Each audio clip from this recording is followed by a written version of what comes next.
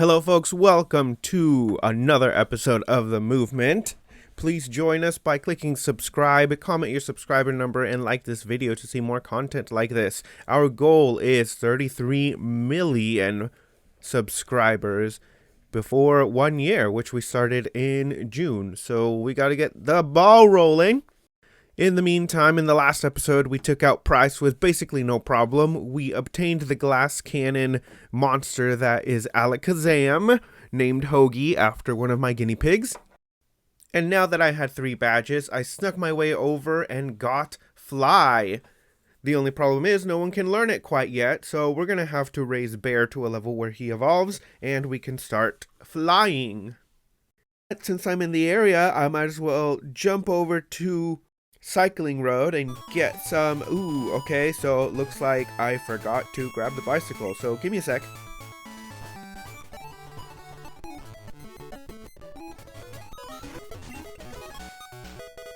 Of course, I gotta keep my options open, so I stopped by Mr. Psychic's house to grab the most powerful psychic type move. I don't think I'm gonna teach it to Hoagie because Hoagie learns it pretty soon and Psybeam is coming right up. So I'm just going to hold on to it and see who else might benefit from it. And now we are back on track. Oh my gosh, that's so cool. I didn't know they had a biker bar. So let's stock up on some goodies. Oh good, finally, someone to take out. And this person has a coughing, which makes me a little nervous. I'm not sure if coughing is at a level where he can learn self-destruct, the Nuzlocke ending move. And after a bit of research, it looks like level 17 is the time that he learns it. So I'm not going to risk Bear, but if Julep can put him to sleep, Julep can take it out and finish this off. I'm just going to double check. Looks like all the Pokemon that can learn self-destruct, Geodude learns at 21, Voltorb learns at 23, and coughing at 17. So I'm just going to keep an eye on those. Okay, these evolved Pokemon are hitting a little harder than I'm used to, so that makes me nervous. And another coughing, so there's no way I'm going to risk a Bear here. Well, that was a good call. I'm sorry to lose Julep, but honestly it's a Butterfree. Mama did not take that Fire Punch very well, so unfortunately Mama may become my fodder Pokemon. Oh no, why do they all have to have self-destruct? Rest in peace, Mama. It's time to take out the big guns now. Hoagie, avenge your family. So now that I'm down 2 Pokemon, it becomes so important to find a freaking ghost type to protect myself against this exact thing. So that'll be on my to-do list as soon as these funerals are over. Oh my goodness, I love the Pokédex that Shockslayer has put into this. It is so detailed, and honestly, what a real Pokédex probably should be. If it's all connected to some sort of cloud in the Pokemon world, then everyone should be able to add on to it, kind of like a Wikipedia, except useful, you know, no trolls. And since we're focusing on Bear, I think it's only fair that he follow us around. Now that Bear has outgrown his nubby little wings, he can learn to fly. Now we're going to get ourselves a Force Team member, a Ghost type that can... What? Why am I always 1 badge behind? Fine. All we need to do at this point in time is maybe get ourselves a water type in the meantime. Since I'm looking for a water type, I might as well revive my Helix fossil. And on my way into the tunnel, I found myself a Grimer. And you know what? I need some fodder, so I went ahead and caught it. And if I'm going to commit to having some sort of fodder Pokemon, then I think I'm going to name it after some of the stuffed animals that I owned. So this one's going to be called Jackson, after one of my favorite stuffed bears. It seems, after some research, that I'm looking for a new Cinnabar lab. After exiting the tunnel, I was convinced that I was screwed over once again because I had not progressed enough, but thankfully this lovely lady right here let me ride her shoulder, and that is not a euphemism. to New Cinnabar Island, at which point I was able to hand Ivan the Helix fossil for him to revive us a new team member. So while we are clocking some steps so Ivan can give us a call about our new friend, let me tell you a little bit about Jackson. So Jackson was a small Valentine's bear that I got from my dad when I was maybe 9 or so. He actually came home and got my brother a small pink bear. It was one of those bears that they used to sell that was holding on to like a box of chocolates. So we ate the chocolates, and I took in the bears. I named the pink bear Jenny, and obviously there was the red bear that I got, Jackson. And they had many, many adventures together. I decided that they were going to be partners, I suppose. I never specified whether they were just like a boyfriend-girlfriend situation or if they were married. They did end up having a child, though, so I guess I don't know what that means to any of you folks out there. But anyways, Jenny and Jackson loved each other very much, and they had superpowers because, of course, you know, imagination.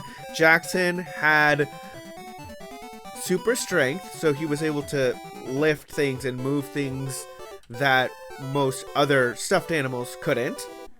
So now that our good friend Ivan has called us, we'll put a pause on that story, and it looks like our Omanite is a female, so I think what I'm going to do here is I'm going to name her after my parents' dog. The dog that I had growing up. She's still walking around, she's elderly, you know, having a hard time restraining her urine, but we still love her, and she's still walking around, and she still loves us. Her name was Boga. We actually rescued her from the family that gave us our first puppy, which I'll introduce you later if we need another team member. Actually, that's probably going to be Ghastly. So I'll introduce you once that comes around. But unfortunately, Boga's level 5, so we're going to have to do a little bit of grinding. And Jenny had the power of super speed. And I would sit my brother and sister down and walk them through their adventures. Like, for example, I had a story where Jenny was the pet of this really well-off individual, and Jackson was just one of those wild stuffed bears that you find, you know, because nature, obviously, that's the thing. And their story was The Princess and the Pauper, of course, named after the famous scenario. Actually, if I remember correctly, I think I can re-challenge gyms, and I get to choose what stage I get to re-challenge them. So I'm going to grind on something a little bit more interesting. So anyways, if I remember the plot with Jenny and Jackson's Princess and the Pauper, we have an opening scene where we see Jenny in her life of splendor, just riding some sort of skateboard in the halls of this giant place and just having a lot of fun. Kind of along the lines of Runaway Ralph, if anyone has read that book. I just remembered about Runaway Ralph. And after we see Jenny having fun in her space, we jump to Jackson, and we are introduced to Jackson's living situation, which is a metal stool made up out of old VHS tapes for walls, an old book for a bed, and of course his trusty friend Tiger, which was, funnily enough, a stuffed lion that I think, if I remember correctly, is the character Kobu from The Lion King 2. Yeah, I called him Tiger. I knew he was a lion, but I just thought Tiger was a cooler name. And to top it all off, this makeshift house I had built for him had those old sunglasses that were like yellow, and were actually making up the number 2000. So that was his one piece of decoration at the very top of the structure, and we just called it Cabin 2000. So I don't remember much about it. All I remember is that they met, they fell in love, and I think she either ended up moving in with him in Cabin 2000, or he actually was taken in under the wing of whoever her owner was. It's very Aristocats. But, you know, I had my own spin, and I had my own characters, which I loved, and my siblings got to watch it, so that was cool. You know, I really felt more creative back in that stage of my life, and I'd like to think that I can get back to some semblance of that. Isn't that partially why I took on this challenge of 33 million subscribers? You know, I have to say, I really appreciate the work that has been put into Crystal Clear. There's so much of the game that has been tailored specifically towards what the game of Pokemon has been made by its fans, that just goes to show that there's a lot of really talented individuals out there who are willing to build upon what is currently in existence. I love the feature of being able to re-challenge gyms and the choice you get to make as to what level of challenge you want to make. It really helps if you have this one particular team member that needs to restart from the very beginning, or you know, a newly hatched Pokemon that isn't the same level as your other team members. So I highly encourage you to look up Shock Slayer and support Shock Slayer in any way that you can, because really there has been a lot of work put into this. And go download the game and play it yourself. Honestly, at this point in time, I'm really tired of grinding, so I'm going to call it a success that Zuzu has finally evolved into a Hitmontop, and we're going to continue our challenge. We cannot go and get a Ghastly because that is blocked. We don't have enough badges. But after our defeat of Blaine, we will be able to get a 6th team member. I don't know if I should count the fodder, Jackson. But before I take on the challenge, of course, I need to stock up on some better moves, and we will be ready. Blaine's henchman offered us a great opportunity to raise a couple levels and try out our new member of Boga and newly evolved Zuzu. So without further ado, let's get ready to rumble!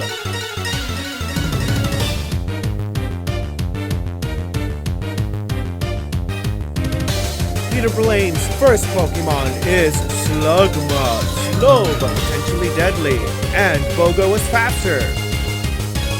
Of course, that wasn't too much of a challenge. One water gun dispensed it. Leader Blaine's second Pokemon is Magby. It's got a great looking afro and a Thunder Punch that really took the wind out of Boga's sails. The challenger is switching Pokemon. Alakazam, a formidable opponent. The Magby used Thunder Punch.